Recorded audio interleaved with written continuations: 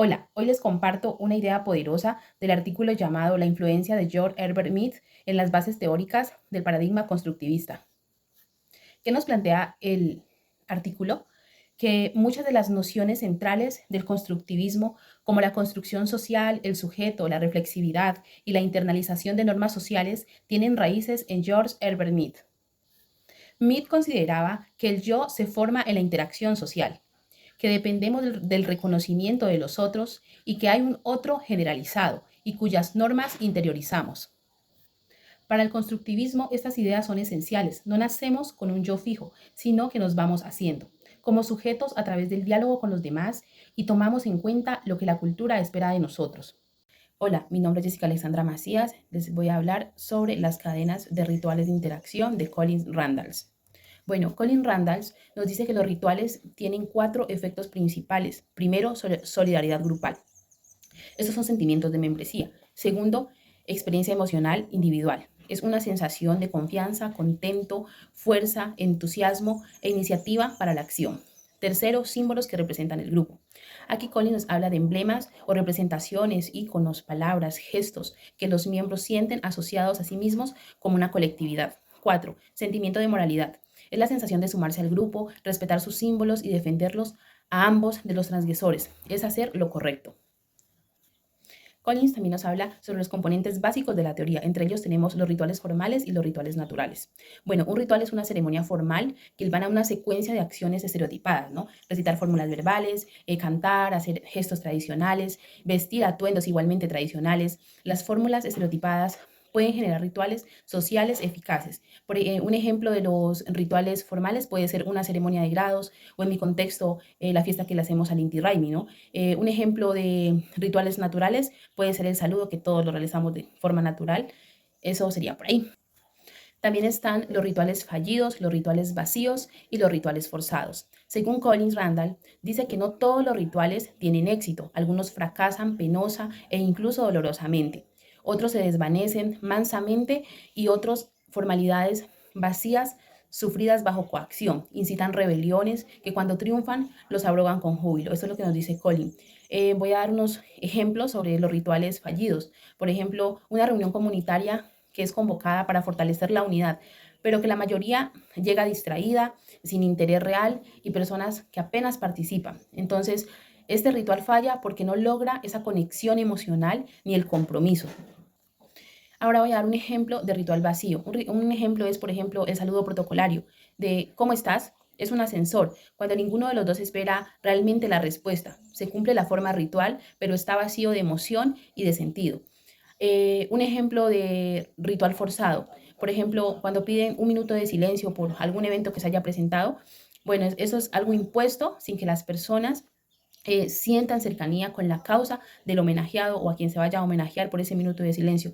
Entonces la gente participa por presión social, más no porque lo viva o porque lo sienta o porque lo haga con sinceridad en sí. Entonces Colin Randall lo que nos explica es que nuestras interacciones cotidianas funcionan como rituales sociales. Estos rituales no son solo actos simbólicos, sino momentos en que las personas logran conectarse. Todo empieza con un foco común, algo que capta nuestra atención compartida. Puede ser un líder en una asamblea, una bandera en un desfile o la música en un concierto. Luego surge la consonancia emocional. Sentimos las mismas emociones al mismo tiempo. Esa sintonía genera energía, fuerza y unión. Cuando un ritual es exitoso, nos deja cuatro resultados. Primero, solidaridad por el grupo. Segundo, una energía emocional que llevamos dentro. Tercero, símbolos cargados de significado. Y cuarto, respeto por lo sagrado. Además, estos rituales se van encadenando. La energía que sentimos nos impulsa a buscar nuevas experiencias colectivas. Así es como se forman las comunidades, los movimientos y hasta nuestras relaciones más cercanas. Muy buen día, mi nombre es Luis Demetrio Becerra Jaimes. El día de hoy vamos a hacer el avance y explicación de las formas de la interacción social. A mí me compete hablar sobre la lectura de Hans Joas, sobre la creatividad, la acción y valores hacia una teoría sociológica de la contingencia. Dentro de esta lectura, podemos decir que Joas es un sociólogo y teórico social alemán. Destaca que la creatividad es la acción que tiene el ser humano para realizar cosas que conllevan una interacción entre las personas, mientras que la contingencia es el comportamiento que tenemos frente a la estructura social en una situación diferente, flexibilizando ser bajo una norma. Bueno, cuando hablamos de la creatividad, Podemos tener en cuenta los carnavales, ¿sí? Las fiestas, todo esto nos lleva a crear nuevos conocimientos. Podemos participar también de conciertos, eventos de todo tipo, sean deportivos, siendo esta una forma creada por la sociedad para interactuar entre nosotros mismos, donde en algunos casos nos sentimos libres, podemos hablar entre nosotros, conocemos más a fondo a las personas, creando momentos inolvidables entre nosotros mismos, y el ser humano ha creado precisamente este tipo de eventos para poder interactuar entre la misma sociedad. Como lo podemos ver, tenemos una foto como de un carnaval, de un concierto, ¿sí?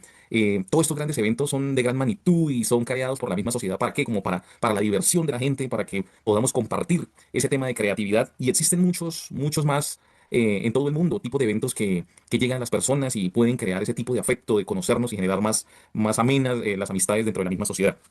Cuando se habla de contingencia, este es un tipo de situación algo diferente porque, pongamos un ejemplo, lo que se vivió de pronto en los años 2020, 2021, cuando llegó pandemia y pues nos vimos como inmersos en ese tema del proceso del coronavirus, ¿sí? Donde observamos el distanciamiento, fue lo uno, el uso masivo de tapabocas, que otro tema fue, así que fue relevante, que la interacción con los demás debía ser muy amena, o sea, uno trataba de cuidarse, no hablar con las personas, desconocidos, y fue masivo este tema y lo que nos llevó a no contagiarnos, como a colocar ese contrapeso, ¿sí? A raíz de toda esta enfermedad hubo muchas muertes a nivel mundial, ¿sí? Esto fue un cambio prácticamente de 360 grados en el tema de la interacción, ¿sí? Allí no podíamos a veces ni salir de casa, era complicado para comprar nuestros alimentos, hacer cualquier necesidad que tuviéramos fuera de casa. En estos 2 años la interacción fue corta, algo indispensable, pero que no debíamos hacer. Y esto generó comportamientos caóticos y bastante difíciles en la sociedad porque veíamos que pues, hubo muchas muertes a nivel mundial, en Europa, en América, en Asia, donde se creó esta enfermedad, ¿verdad? Y por otro lado, tenemos un tema vivido, de pronto es un espejo, la guerra que se está generando entre Ucrania y Rusia, ¿sí? ¿Qué está pasando? Este es un proceso de ataques donde pues la interacción no es buena, desde la parte social ha cambiado mucho. La convivencia, la sobrevivencia, la interacción es pésima entre estos dos países. Se viven ataques, muertes, amenazas. Nadie se explica lo que está ni pasando entre estas dos naciones, dos países de Europa donde lo típico de todas las sociedades es que son un poco autoritarias y a su vez es un poco totalitarias. Entonces, todo esto ha generado un caos total, ¿sí? Y lo podemos observar que en las otras dos imágenes que la guerra ha llevado a eso, como a esa desunión, ¿sí? A ese tipo de contingencia que lo que genera es inconvenientes dentro de la misma sociedad. Compañero, soy Angélica María Herrera León, estudiante de Sociología. Realizo esta grabación para el curso Corrientes del Pensamiento Sociológico.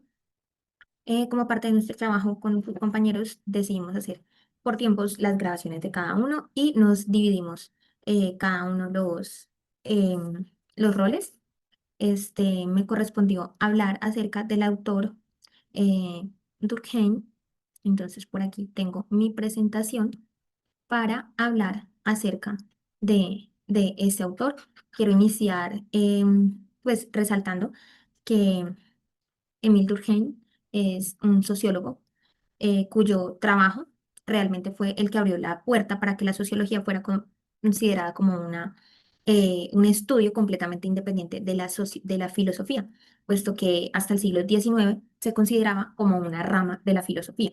Y Emile Durkheim, con todo su estudio y su trabajo, logró que esta fuera considerada pues una corriente completamente independiente. Entonces, acerca de la lectura que tenemos en nuestra guía, las formas elementales de la vida religiosa, el sistema totémico en Australia y otros estudios sobre religión y conocimiento. Bueno, realmente este escrito de este autor abarca una serie de investigaciones de otros estudiosos científicos de las ciencias sociales que realizaron un estudio acerca de las creencias culturales y religiosas de los pueblos aborígenes australianos, ¿sí? Que son denominados uno de los pueblos incluso más antiguos de la humanidad. Dice que tienen 50.000 años, se conocen desde hace más de 50.000 años, según estudios genéticos que se les han realizado a las personas. Para ver como la edad de sus genes y de sus aborígenes. Entonces, los pueblos aborígenes australianos adoptaron cada uno diferentes deidades espirituales para la configuración de sus ritos. Entonces, llama muchísimo la atención que estos pueblos tan antiguos mm, y que precisamente desde la antigüedad se ha considerado los ritos como parte fundamental de los procesos de interacción en los seres humanos y en los grupos sociales, ¿sí? Entonces, este estudio es acerca del totemismo un estudio realizado por Spencer y Guillén que aborda el sociólogo Emile Durkheim. Pues esta lectura realmente es envolvente ya que narra descriptivamente, como podemos ver en estas imágenes, pues el pueblo, su cultura, sus costumbres y aquí una cantidad de imágenes muy, muy fuertes acerca de todas las cosas que descriptivamente para nosotros en la actualidad, en mi caso personal, me resulta demasiado innecesario esa cantidad de ritos y ahí es donde viene el dilema, por decirlo de alguna manera, entre los ritos, entre lo sagrado y lo que no es sagrado, entre lo positivo y lo negativo. Pero sencillamente cada pueblo, cada cultura, cada tribu a lo largo de la sociedad y puntualmente hablando de los australianos, quienes veían la muerte como un momento de suma presión para ellos, era una pérdida supremamente grande y toda la familia y todos se lastimaban, o sea, como nosotros hoy en día no podemos realmente ni siquiera concebir que como pueblo, como comunidad o como algo más pequeño, como familia, lleguemos al punto de hacernos daño por una pérdida, pero ellos eran demasiado radicales en sus expresiones, se quemaban, se cortaban, se enterraban, buscando dañarse los músculos como maneras de expresar su luto y su dolor. Entonces, estos ritos, el totemismo nos habla de una serie de espíritus que ellos empezaron a considerar y cada espíritu tenía un valor muy importante hasta llegar a una deidad suprema que cada pueblo en diferentes pues costumbres australianas.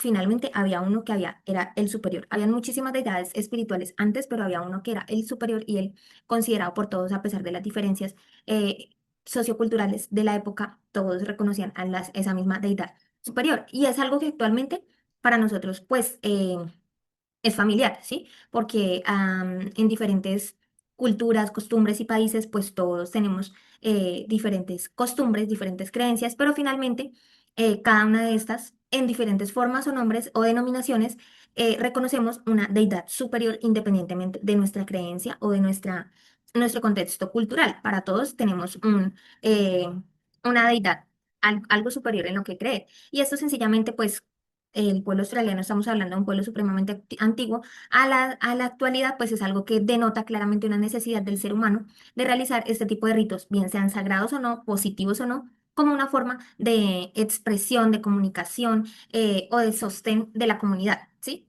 Las ceremonias religiosas tienen como punto de partida un hecho inquietante o entristecedor, hablando de las costumbres australianas.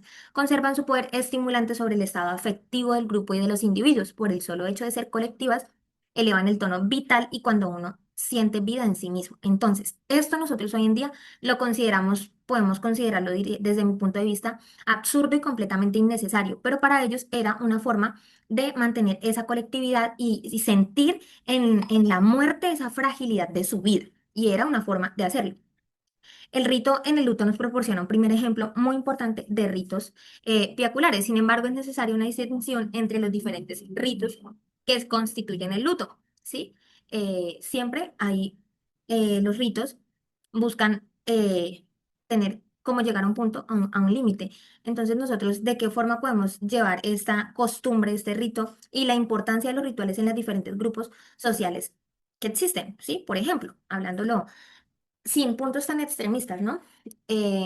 Nosotros en Colombia somos una comunidad creyente, principalmente católica, cristiana, apostólica, evangélicos, ¿sí? Hay una deidad superior para cada uno de nosotros en diferentes denominaciones religiosas y cada una tiene unos rituales diferentes, ¿sí? Pero compartimos, por ejemplo, una en común y es que en una fecha en especial del año, todas estas denominaciones que principalmente, vuelvo y repito, son basadas al cristianismo, al catolicismo y de ahí pues muchísimas denominaciones, se acostumbran, por ejemplo, actos como el ayuno. Hay quienes lo celebran de una forma, otros son un poco más pues extremistas, por decirlo de alguna manera, y entonces las personas que no hacen parte de estas creencias van a considerar y van a decir, pues que es absurdo que una persona se abstenga de comer, de recibir alimento en cierta época, en cierta fecha o por un motivo o razón en especial. He visto también, por ejemplo, en procesiones de catolicismo en ciudades principales de Colombia, donde las personas se someten a, por ejemplo, cargar cruces en representación de lo que hizo Jesucristo, descalzos. Muchas veces las personas no comieron en todo el día y ya es de noche y lo hacen como una muestra de realizar un ritual pueda ser reconocido para esa deidad superior. Entonces aquí básicamente podemos ver que los rituales son importantes para cada una de las comunidades y de los pueblos, tanto como lo vemos en los australianos como lo vemos en la actualidad. Muchas gracias.